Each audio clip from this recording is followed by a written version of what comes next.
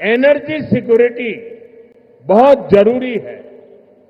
आज यहां बिजली के क्षेत्र में अराउंड 3,000 करोड़ रुपीस का ट्रांसमिशन प्रोजेक्ट शुरू हुआ है। इससे देश की एनर्जी कैपेसिटी और बढ़ेगी। మిత్రులారా, ఏ దేశమైనా రాష్ట్రమైనా అభివృద్ధి చెందాలనంటే ఇంధన భద్రత చాలా కీలకం.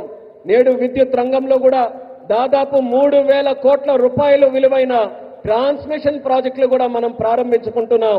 దీని ద్వారా దేశం తాలూకా ఇంధన సామర్థ్యం కూడా మరింత పెరగబోతుంది. साथियों, तेज विकास के बीच हमें पुरानी स्थितियों को भी भूलना नहीं है। 11 साल पहले जब केंद्र में कांग्रेस सरकार थी, तब प्रति व्यक्ति इलेक्ट्रिसिटी की खपत औसतन 1,000 यूनिट से भी कम थी।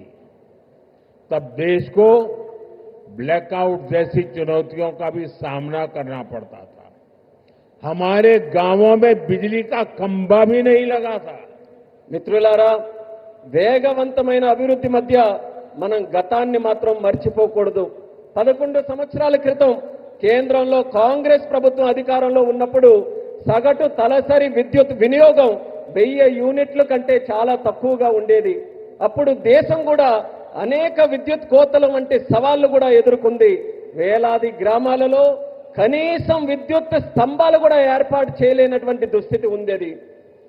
आज क्लीन एनर्जी से लेकर देश के टोटल एनर्जी प्रोडक्शन तक भारत हर क्षेत्र में नए रिकॉर्ड बना रहा है। आज देश के हर गांव तक बिजली पहुंच चुकी है। प्रति व्यक्ति इलेक्ट्रिसिटी का इस्तेमाल बढ़कर 1,400 यूनिट हो गया है। इंडस्ट्री से लेकर हाउस होल्ड तक सबको पर्याप्त बिजली मिल रही है। నేడు భారతదేశంలో క్లీన్ ఎనర్జీ నుంచి టోటల్ ఎనర్జీ ప్రొడక్షన్ వరకు ప్రతి రంగంలో కూడా మన దేశం కొత్త రికార్డుల్ని సమకూర్చుకుంటుంది. నేడు దేశంలోని ప్రతి గ్రామం కూడా మనం చూసుకుంటే విద్యుదీకరణ జరిగింది. తలసరి విద్యుత్ వినియోగం ఇప్పుడు 1,400 యూనిట్లకి పెరిగింది. పరిశ్రమ నుండి గృహాల వరకు ప్రతి ఒక్కరికి కూడా తగినంత విద్యుత్ ఈ రోజు చక్కగా లభిస్తుంది. साथियों,